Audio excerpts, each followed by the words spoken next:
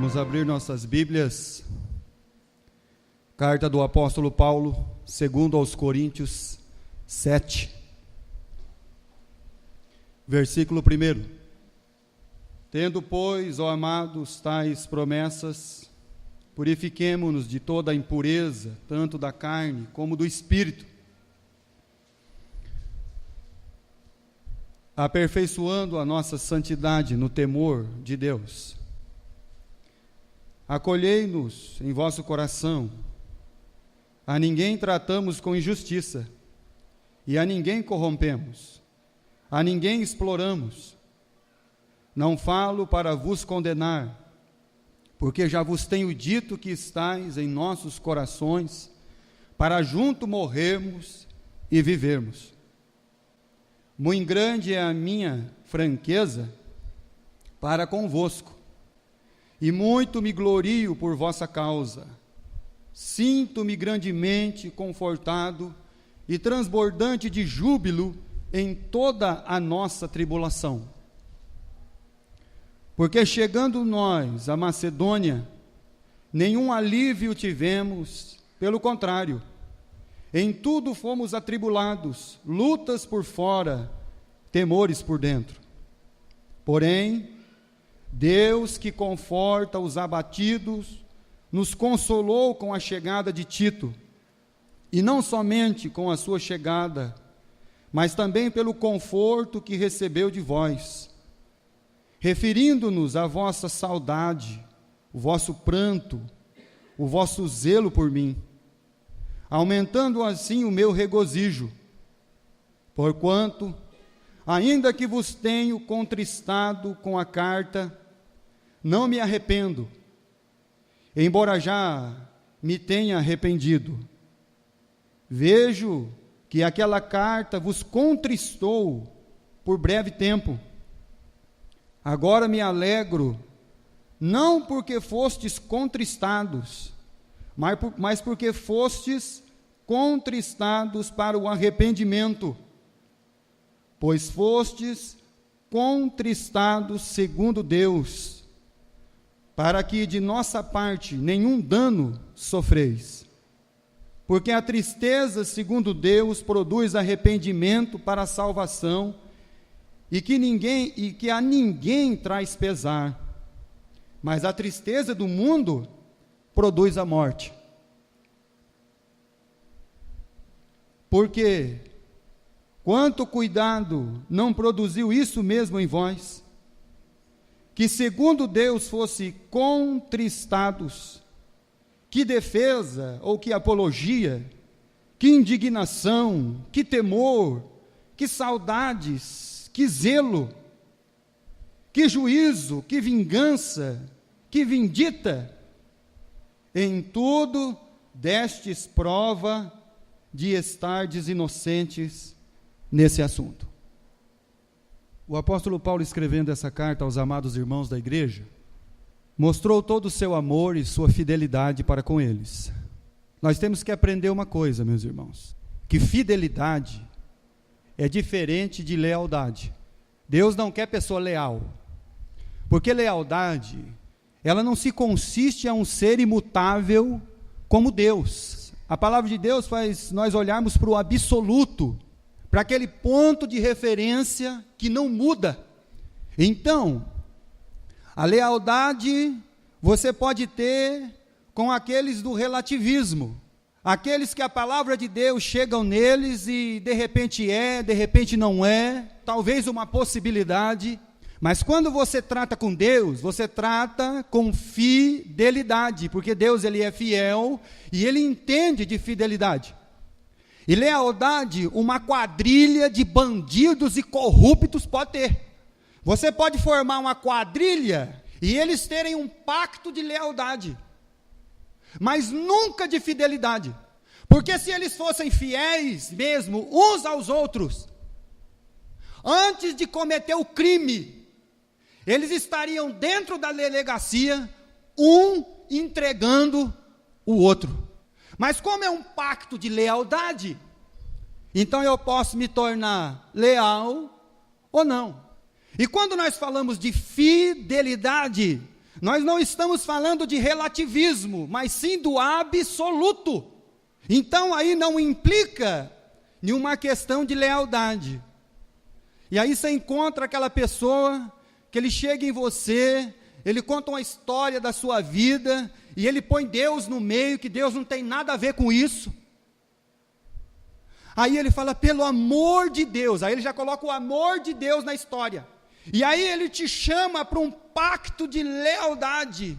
Não fala isso para o meu marido, não conta isso para minha esposa, porque senão meu casamento vai acabar. Mas ele não entendeu que o casamento já acabou. Então ele está contando com o relativismo de um companheiro ou de uma companheira de um fato que já está encerrado, que é só ele que não entendeu ainda.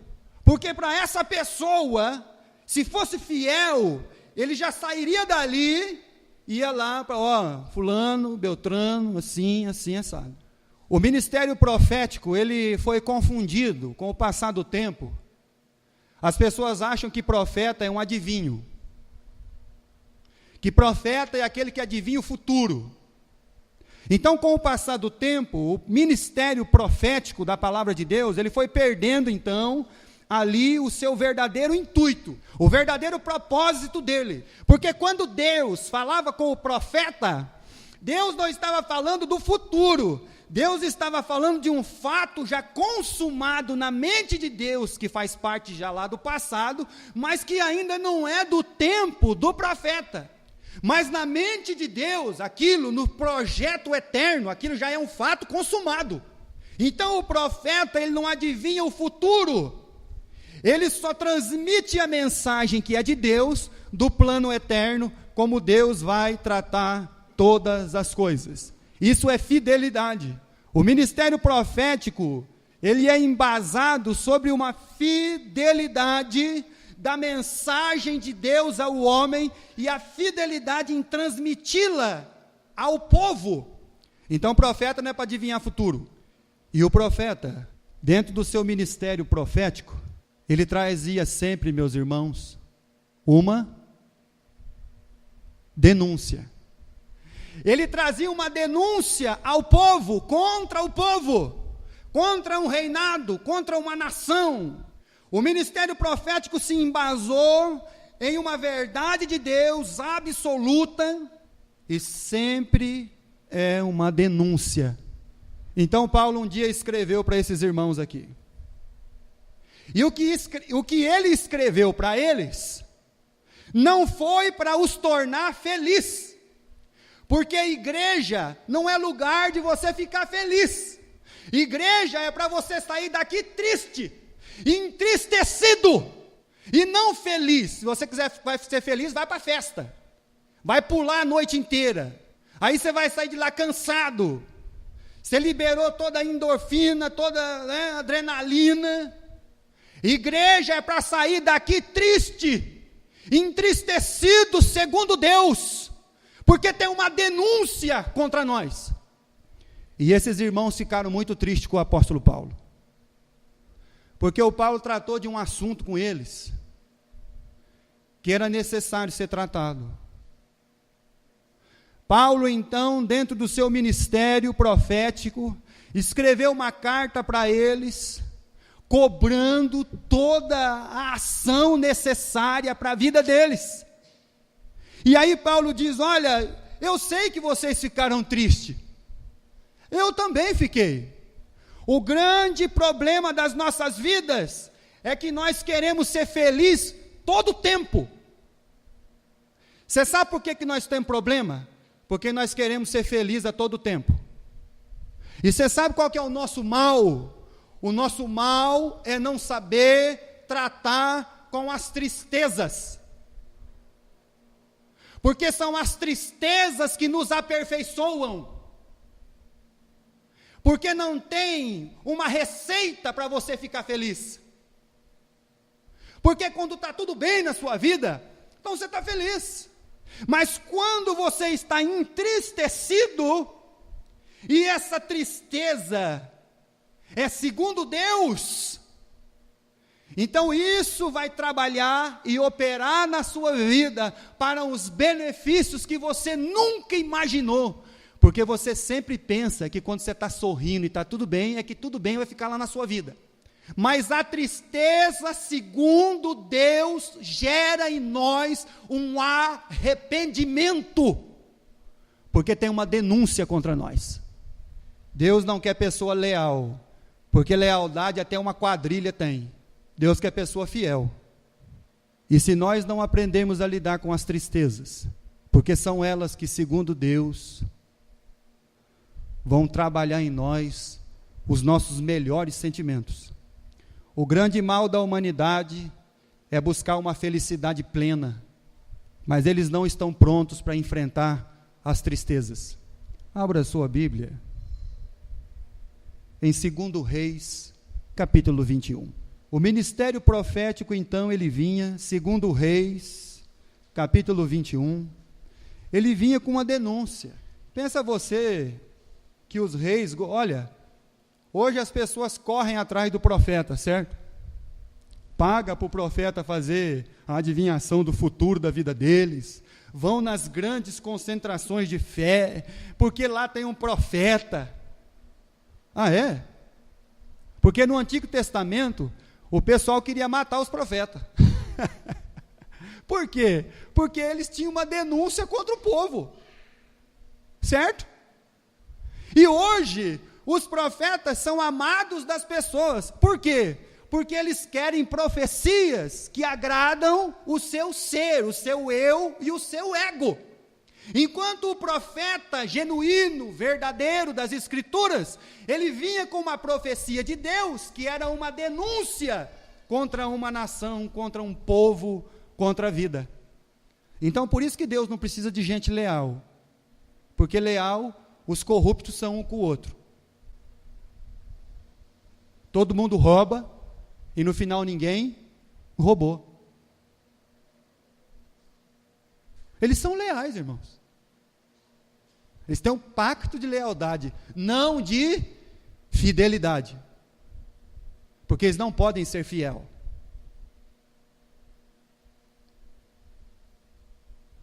Capítulo 21 de 2 Reis, versículo 10.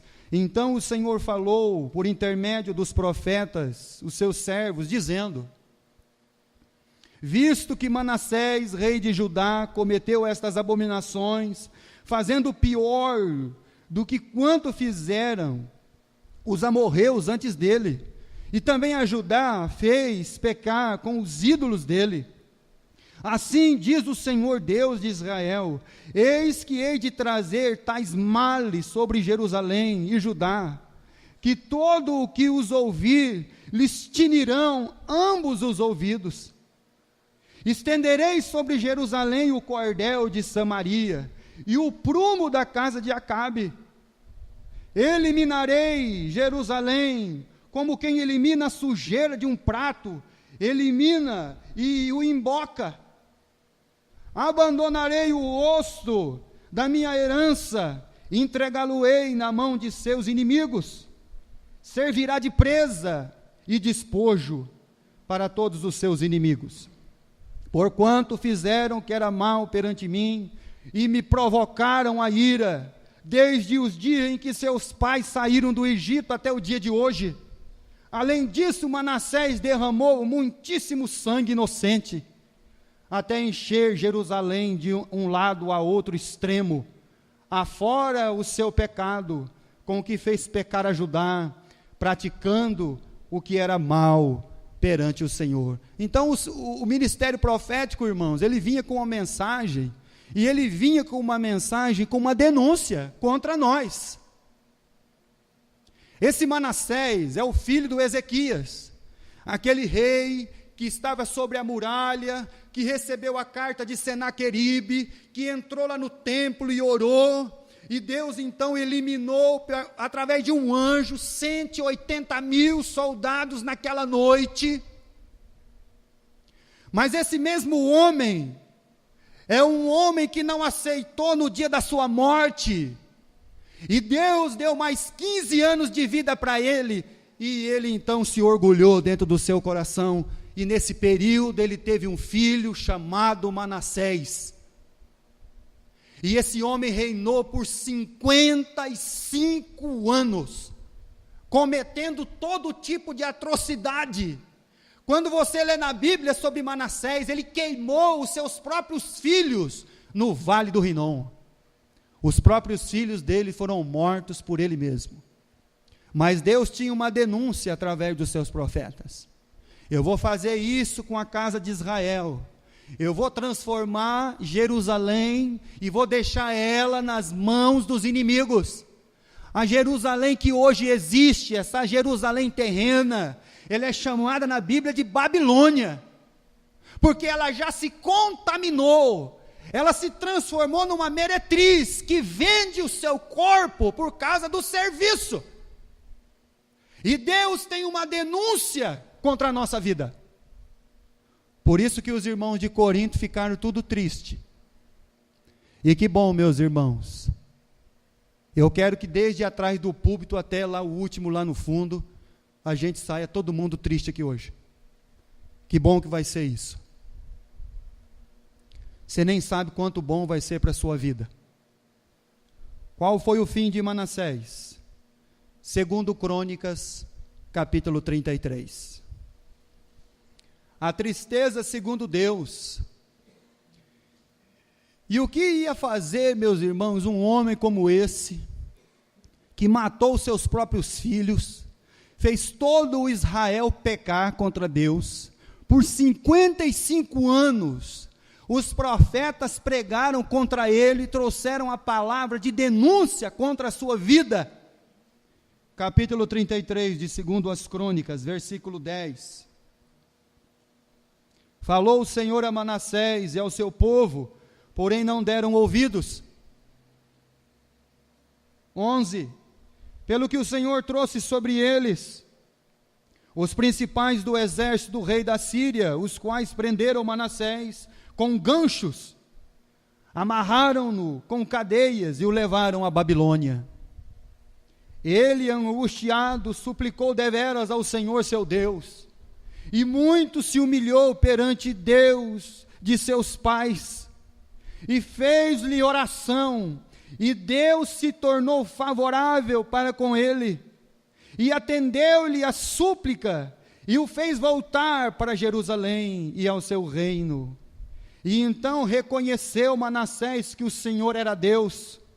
Depois disso edificou o muro de fora da cidade de Davi, ao ocidente de Giom, e no vale a entrada da porta do peixe, abrangendo o Ofel, e levantou muito alto, também pôs chefes de militares em todas as cidades fortificadas de Judá, tirou da casa do Senhor deuses estranhos e o ídolo, como também todos os altares que edificara no monte da casa do Senhor em Jerusalém, e os lançou fora da cidade. Restaurou o altar do Senhor, sacrificou sobre ele ofertas pacíficas de ações de graças, e ordenou a Judá que servisse ao Senhor Deus de Israel. Contudo, o povo ainda sacrificava nos altos, mas somente ao Senhor seu Deus. Somente uma tristeza segundo Deus, uma humilhação.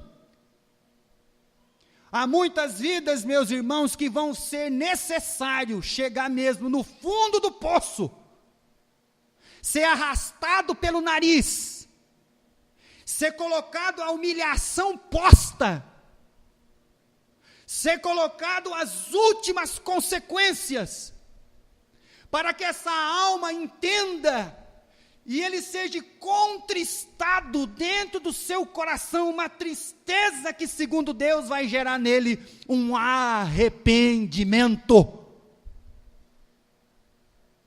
Pessoa vai ter que perder tudo, pessoa vai ter que ser levado ao fim das consequências para entender quem é Deus. E qual é o Deus que ele tem que servir? O Deus de Israel. A tristeza segundo Deus na vida de Manassés levou ele a um cativeiro, à humilhação, ao desgosto, o desespero e a angústia. Mas um dia ele clamou ao Deus de seu pai. E a tristeza, segundo Deus, trouxe ele de volta para o Israel. A denúncia dos profetas, a palavra profética traz essa denúncia. E essa denúncia é contra nós. Amós capítulo 7, versículo 7. Mostrou-me também isto, e eis que o Senhor estava sobre um muro, e levantando o prumo, e tinha o prumo na mão. O Senhor me disse: que vês tu, Amós? Respondi: um prumo. Então me disse o Senhor: eis que eu porei o prumo no meio do meu povo de Israel, e jamais passarei por ele. Mas os altos, versículo 9, de Isaque, serão assolados e destruídos os santuários de Israel, e levantar-me-ei contra a espada a casa de Jeroboão. Então, versículo 10, Amazias, o sacerdote de Betel, mandou dizer a Jeroboão, rei de Israel: Amós tem conspirado contra ti, e no meio da casa de Israel e na terra, e não pode sofrer todas as suas, o quê? Palavras, meus irmãos, porque o profeta vem com uma denúncia contra nós. Foi até Jeroboão, o povo não suporta essa palavra, porque é uma denúncia contra o nosso estilo de vida. Verso 11, porque assim diz Amós: Jeroboão morrerá à espada, Israel certamente será levado para fora da terra em cativeiro. Então Amazias disse a Amós: vai-te, ó vidente, foge para a terra de Judá, e ali come o teu pão, e ali profetiza. Profeta não era benquisto. Quando você passa a pregar a palavra de Deus, que é uma denúncia contra as nossas vidas, pode ter certeza, você não vai ser benquisto. Agora, se você falar o que a pessoa quer ouvir, vai ser uma beleza.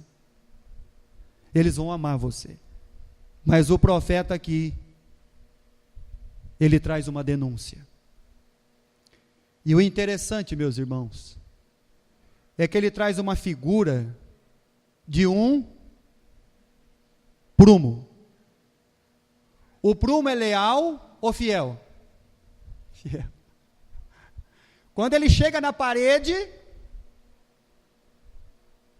ele denuncia a sua tortura.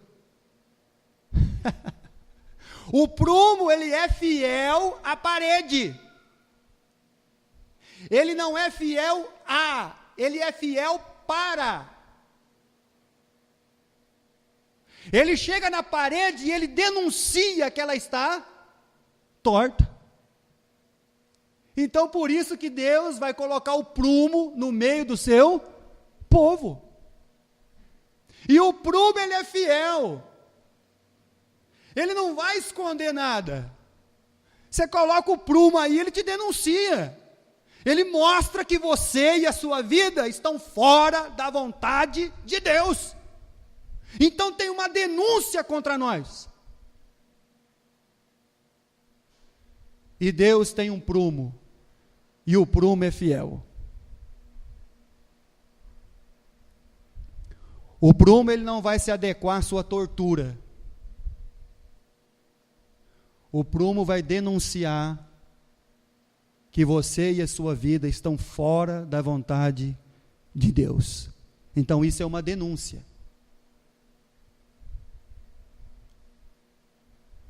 E o que Paulo escreveu para os irmãos de Corinto? Irmãos, eu quero falar para vocês que vocês são meus amados, vocês estão dentro do meu coração, eu estou pronto para morrer e viver com vocês. Mas eu quero dizer também que tem uma denúncia contra a vida de cada um de vocês. Que esse estilo de vida, esse tipo de vida que vocês estão querendo viver, não é o de acordo com a vontade de Deus. Então Deus não quer sua lealdade, porque você pode ser leal com o mentiroso, com o corrupto, o que vai encobrir todas as suas coisas. Mas ele não pode ser fiel para com você, porque se ele for fiel, ele vai te denunciar. O prumo é fiel. O Espírito Santo, meus irmãos, ele é o maior dedo duro da paróquia. Você sabia que o Espírito Santo, ele entrega você? Sabia disso? Ele vive entregando os caras, porque ele é fiel. Ele é fiel. Ele não é leal a, ele é fiel para. Então ele vive entregando a vida das pessoas.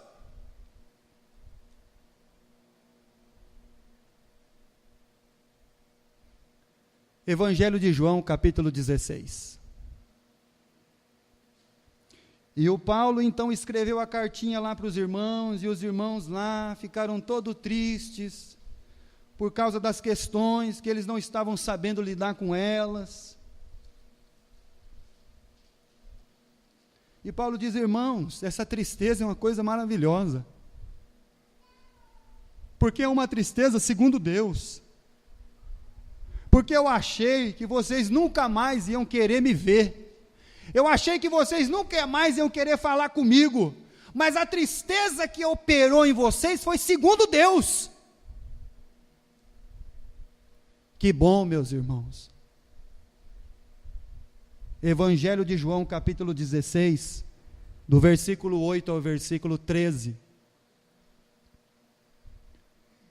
Quando ele vier, convencerá o mundo, falando do Espírito Santo, do pecado, da justiça e do juízo. Então o Espírito Santo, ele é o maior dedo duro, porque ele já chega no mundo e fala assim: o mundo jaz no maligno. Você está com a sua vida na mão do Satanás. É o que o Espírito Santo fala. Ele já declara logo, ele já fala logo a realidade, já fala assim: ó, você está na mão do diabo. Tem uma denúncia contra a sua vida. Porque ele vai chegar em você e dizer assim: olha, você está lá no inferno. Do pecado, porque não creram em mim; da justiça, porque vou para o Pai e não me vereis; do juízo, porque o príncipe deste mundo está julgado. Tenho ainda muito que vos dizer, mas vós não podeis suportar. Meus irmãos, muitas vezes a pessoa não pode suportar mesmo. Ele não aguenta. Ele não aguenta uma denúncia. Denúncia contra a vida, contra as ações, denúncia contra esse estilo de vida, que o ministério profético vem desde o princípio, tendo denúncia contra as nossas vidas.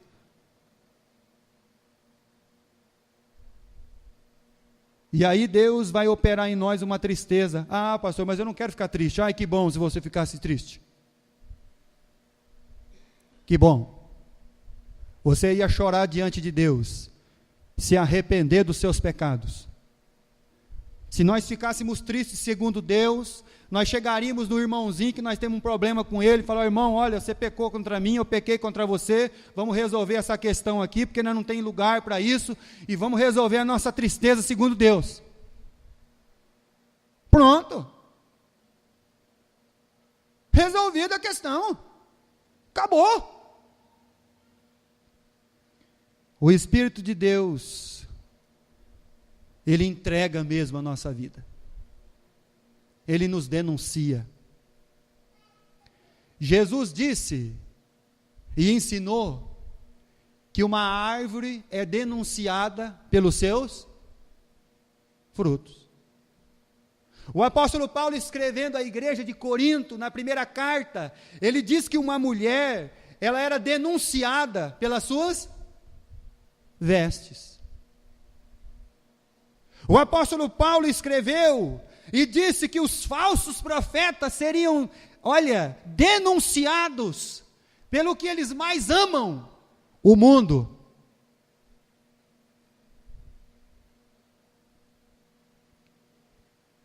Atos dos Apóstolos, capítulo 5. Versículo 1. Atos dos Apóstolos 5, 1. Aqui nós vamos ver, meus irmãos, o Espírito Santo entregando o Ananias e a Safira sendo leal ao Ananias. Porque até uma quadrilha precisa de lealdade. 2 bandidos precisam ser leal um ao outro, não fiel. Entretanto, certo homem, chamado Ananias, com sua mulher Safira, vendeu uma propriedade, mas de acordo com a sua mulher, reteve parte do preço, e levando o restante, depositou aos pés dos apóstolos. Então disse Pedro a Ananias: por que encheu Satanás teu coração para que mentisses ao Espírito Santo, reservando a parte do valor do campo?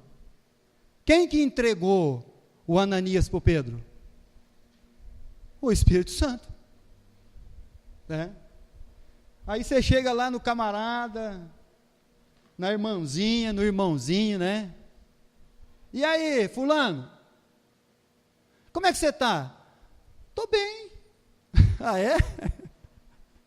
Com aquela cara lavada, né? Estou bem. Ah, é? Não, rapaz, é porque... Aí entra a vertente pentecostal, né? É porque, rapaz, eu estive pensando em você e me entristeceu muito.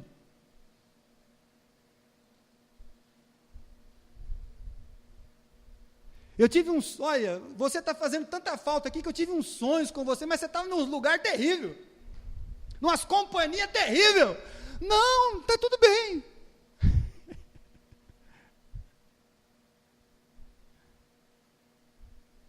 É o Espírito Santo entregando você, camarada.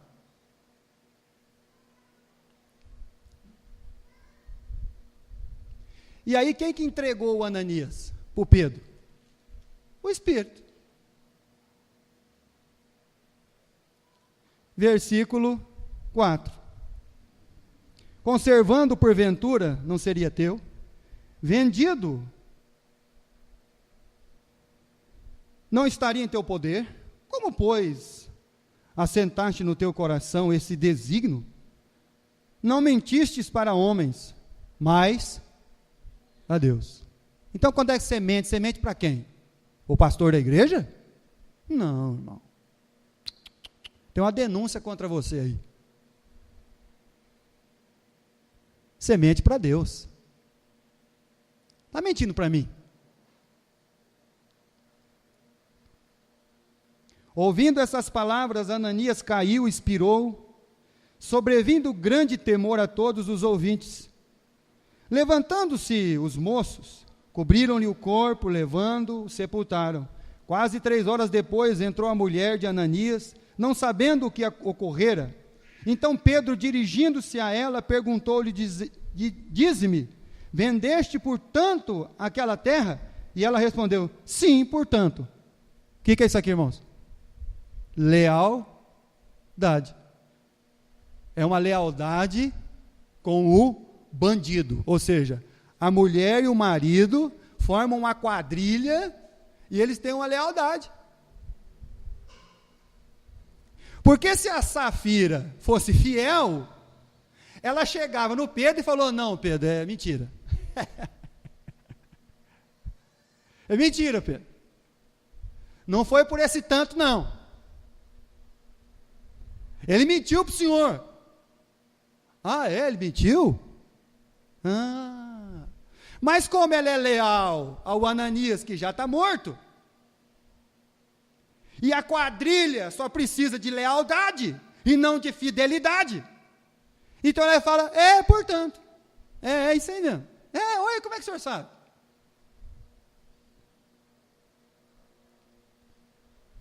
Tá certo. Então Pedro, dirigindo-se a ela, perguntou-lhe, né? Foi, portanto, versículo 9. Tornou-lhe Pedro, porque entrastes em acordo, para tentar o Espírito Santo do Senhor. Eis que a porta está aos pés dos que sepultaram teu marido, e eles também te levarão. E no mesmo instante caiu ela aos pés de Pedro e expirou. Entrando os jovens, acharam-na morta, e levando-a, sepultaram junto do marido. E sobreveio grande temor a toda a igreja, e todos quantos ouviram a notícia destes acontecimentos. Eu duvido que teve gente que foi lá mentir para o Pedro de novo. Eu duvido que eles ficou sem devolver o dízimo. Duvido, irmãos. Hã?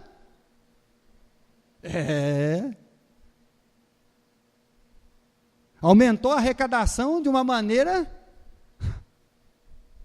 tremenda. Porque o Espírito, ele denuncia. Tem jeito, irmãos. Espírito Santo denuncia a nossa vida. Denuncia que nós não precisamos, Deus não quer pessoa leal, Deus quer pessoa fiel. Lucas capítulo 19. Versículo 41. Quando ia chegando, vendo a cidade, chorou. Dizia: se conheceras ti mesmo ainda hoje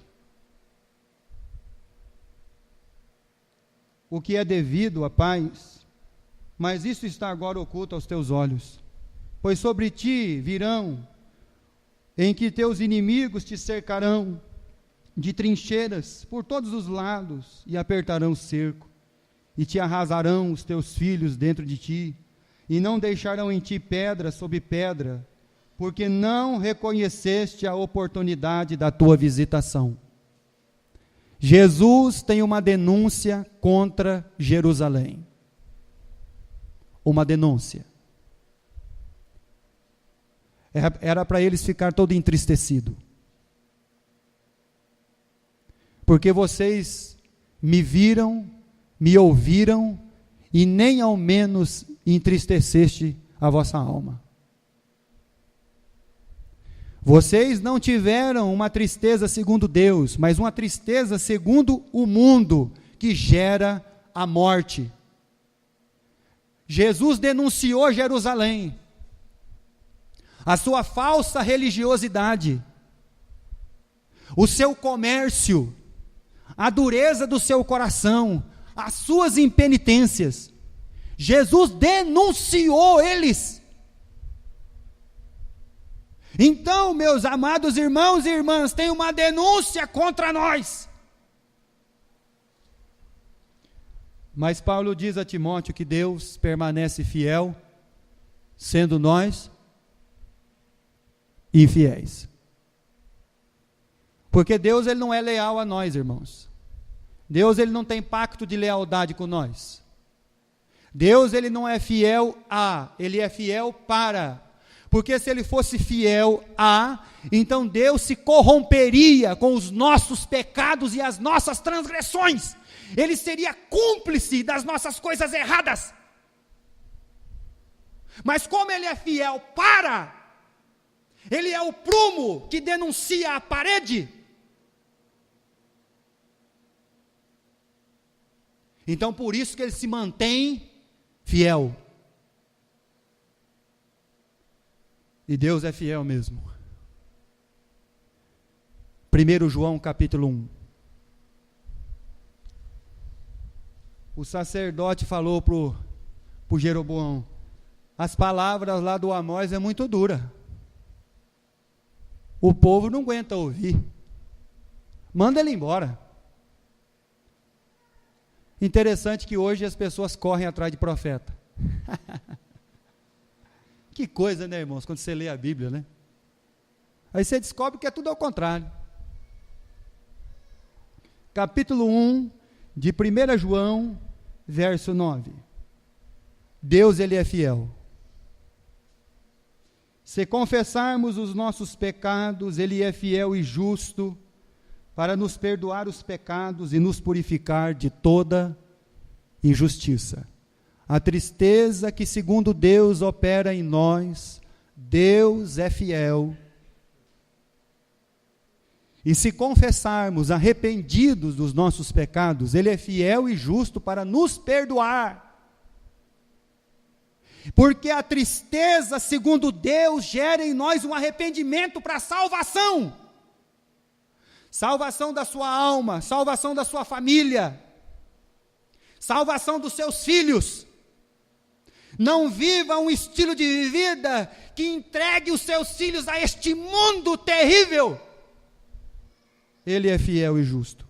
2 Coríntios capítulo 7, versículo 10 e versículo 11.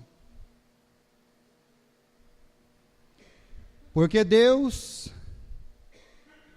às vezes, utiliza a tristeza em nossas vidas para nos ajudar e para nos afastarmos do pecado e nos arrependermos. Então, para que serve a tristeza? Para nos afastar do pecado, para descobrir que o pecado é nocivo e destrói, e para nós nos arrependermos. Versículo 10. Para assim nos levar à salvação. Já a tristeza do homem incrédulo não é tristeza de um arrependimento verdadeiro e produz a morte. A tristeza do incrédulo é a inconformação. Ele está não conforme. Ele está insatisfeito. Verso 11. Vejam só quanto bem lhe fez essa tristeza enviada pelo Senhor. Vocês não encolheram mais os ombros. Então a tristeza para aquela igreja fez com que eles não encolhessem mais os ombros para a obra, para o zelo, para o trabalho da casa de Deus, fez com que eles se animassem a trabalhar mais e mais fervorosos ao Senhor. Vocês não encolheram os ombros, mas tornaram-se fervorosos e sinceros, e muito ansiosos para se libertarem do pecado acerca do qual lhes tinha escrito. Ficaram preocupados e com medo com o que sucedera. Vocês fizeram tudo o que podiam para corrigir a situação. Então o que gerou? Gerou ânimo pronto, trabalho, esforço, saudade.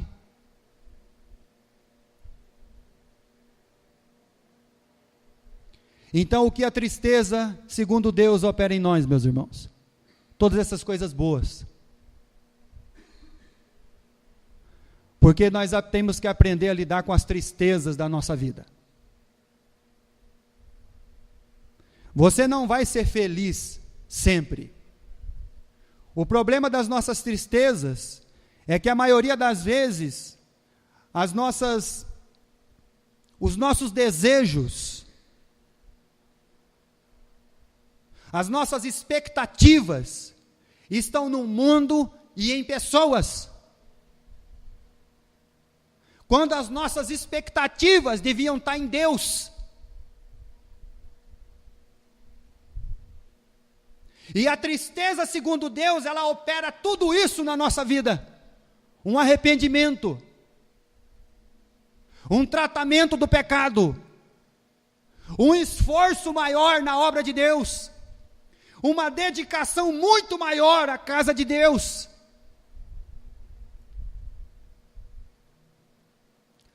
Não abaixaram os ombros, antes vocês ergueram os ombros para o trabalho. A tristeza, segundo Deus, operou isso, e Paulo diz, graças a Deus, a tristeza, segundo Deus. E a tristeza, segundo o mundo, como é que ela é? Estamos quase já terminando, irmãos. Marcos capítulo 10, só temos mais 2 referências para ler. Marcos 10, Marcos capítulo 10, versículo 22.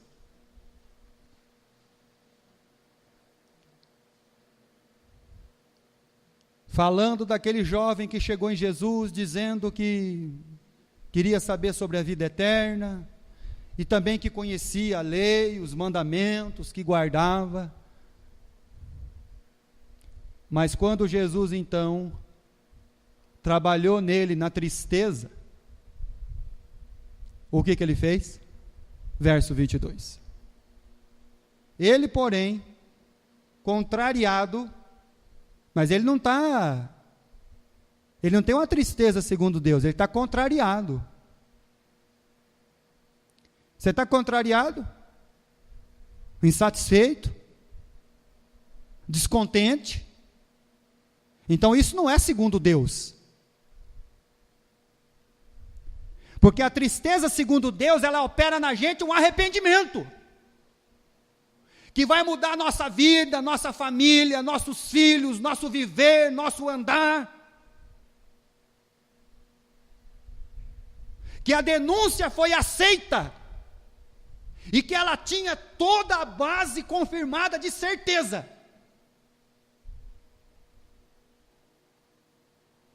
E o que aconteceu com ele? Contrariado com toda essa palavra, retirou-se triste. É a tristeza que, segundo o mundo, opera a morte. Então você pode sair daqui hoje triste de duas maneiras. Você pode sair triste, segundo o mundo. Então as minhas expectativas não eram nada disso aí. Porque eu tenho as minhas expectativas humanas. Você sabe o que é expectativa humana? Ela é gerada em nós pela nossa presunção. Sabe por que não funciona? Não funciona porque as nossas expectativas são presunção nossa. Ele foi embora triste.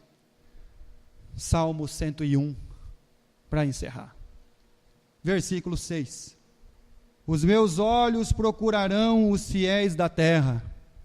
Deus não vai procurar leal, mas sim fiel. A maior crise da humanidade, quando Jesus estiver para voltar, vai ser o que, meus irmãos? Achará porventura o Filho do Homem fé na terra? Sabe qual que vai ser a maior crise da humanidade? Questão de fé. Não, mas espera aí, pastor. O mundo evangélico está crescendo o número de crente, não o número de pessoa que tem fé. Porque a pessoa que tem fé no absoluto, e ele não muda. Agora, crente é relativo, pode ser, pode não ser, quem sabe, talvez. Então, qual vai ser a maior crise? Fé. Diz o livro de Oséias ou Amós, que as pessoas vão montar no barco, atravessar o oceano, atrás de alguém que pregue a palavra. Você pensa que vai ter palavra pregada assim, que nem está tendo aqui? Já não tem hoje. Já não tem hoje. Um dia as pessoas vão querer sentar no banco e ficar horas e horas e horas sentado. Pode continuar pregando, pastor. Prega mais 1 hora, prega mais 2 horas aí que nós queremos ouvir. Nós estamos com fome. Não, mas já estão cansados. Não estamos cansados não, pastor. A gente quer ouvir mais. Está tão bom. Versículo 6. Os meus olhos procurarão os fiéis da terra, para que habitem comigo. O que anda em reto caminho, esse me servirá. Que nós possamos sair daqui nessa noite, meus irmãos, entristecidos, mas com uma tristeza que é segundo Deus, uma tristeza que vai operar em mim e em você um arrependimento, para a sua família, para a sua vida espiritual, para o seu ser, e você vai aprender a lidar com as tristezas, e você vai ver que a tristeza não é coisa ruim.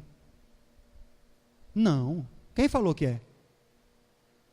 Tristeza é coisa boa, porque ela trabalha em nós os nossos melhores, porque quando você está feliz, você está o quê? Soberbo, porque o dia que você tiver tudo que você quer, nunca mais você passa na porta da igreja. O dia que você alcançar o trabalho que você quer, você já não vem mais no culto. O dia que você já tiver as coisas que você tanto angaria, tanto quer para a sua vida, você já não precisa mais de Deus, porque você já tem o mamon, quando você achar que todas as suas realizações, mas quando você estiver triste, segundo Deus, aí você vai chorar diante de Deus, e clamar como Manassés ele fez, ou senão você vai morrer que nem Ananias e Safira, a quadrilha, um sendo leal ao outro. Os meus olhos procurarão os fiéis na terra, e eles é que me servirão. Muito bem, que Deus abençoe a todos.